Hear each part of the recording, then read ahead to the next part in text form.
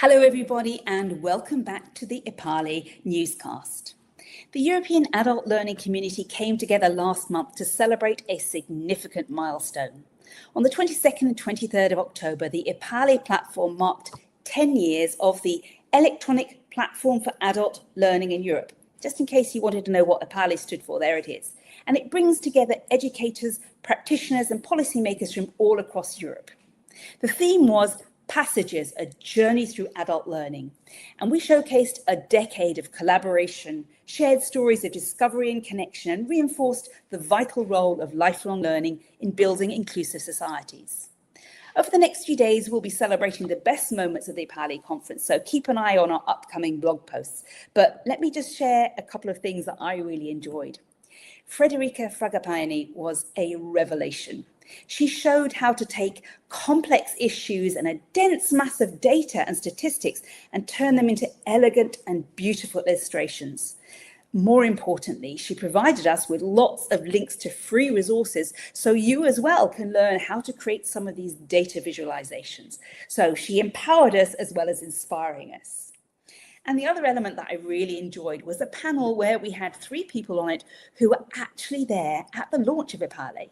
And they were very honest. They talked about how they were curious. They admired the ambition, but slightly skeptical about how it would really work. And here we are, a decade later, 32 languages actively being used on the site, 170,000 people strong community. So what an achievement. That's amazing to see what's been done together. And now let's look forward to what could be done together in the future. So November is packed with opportunities for you to connect, to contribute and to grow in our community. We've got some news items, some exciting global initiatives, some blog posts and chances for you to contribute and share your ideas. So let's jump straight in. At EU level, the European Commission is preparing its strategy on intergenerational fairness, and your insights matter. Adult learning bridges generational gaps. It helps people of all ages to learn from one another and build a fairer, more inclusive society.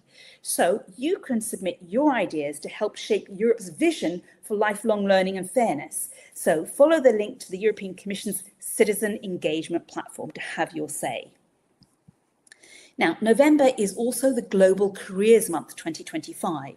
And throughout the month, major international organizations, including CEDEFOP, the European Commission, the ILO, the OECD, UNESCO, and even the World Bank are joining forces to celebrate how career guidance empowers people to navigate their life transitions and build fulfilling careers. I've got 2 dates for you for your calendar, November the 5th at 2 p.m. CET, and the closing ceremony is on the 6th of November at 2 p.m. CET. Both events are on Zoom, so register at the link and you'll be able to follow them. The European Education and Skills Summit is almost upon us. It's on the 13th of November, and it will be the standout event related to education training, and it features the European Commission Vice President Roxana Minzatu. They're going to be talking about the skills crisis in Europe, how to bridge the gaps between education and industry, gaining basic and civic skills, and empowering teachers and trainers. Now, the event is in English and it's on-site, on-person only. However, the plenaries will be web streamed, so there's a lot you'll be able to see and hear from that. Now, let's look at some of the highlights on the EPALE platform itself. We're all getting older. In fact, Europe is already the oldest continent in the world, but other parts of the world are also catching up to us, which means that we're now starting to get global evidence on learning in and for older people and older age. And because that demographic shift is happening everywhere. We have a really interesting article on the EPALE website that highlights 3 key perspectives. The first is intergenerational learning, where different generations learn together and what that does. The second one is looking at digital literacy, where older adults often feel a bit left behind, but are also more cautious and aware of some of the risks of the digital sphere. And the third area is around civic engagement, where education and volunteering can reinforce each other. The key insight that comes out of this article is that older adults are diverse learners with a various experience, and education needs to recognize their competencies, not just focus on the deficits that need to be filled. Now, We've got another article which is really sort of thought-provoking. It's called Leaning into the Unknown, Teaching for Transformation We Can't Yet Name.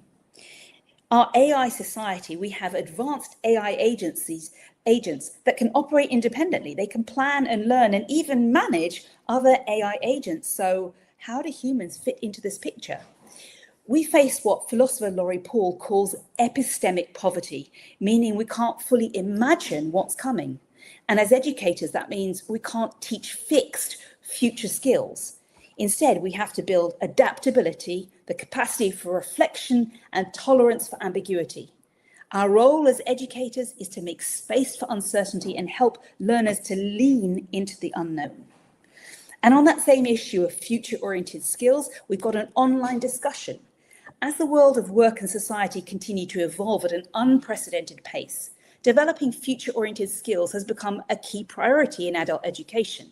And of course, it's one of our thematic focuses on EPALE this year.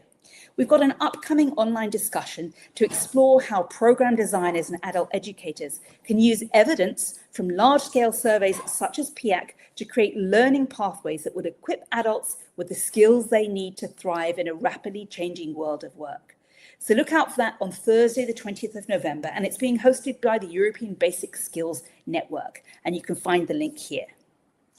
Now, let's come right back to the EPALE platform itself. And we're launching a survey because you, the community, are the heart of EPALE, and we want to know, what do you think?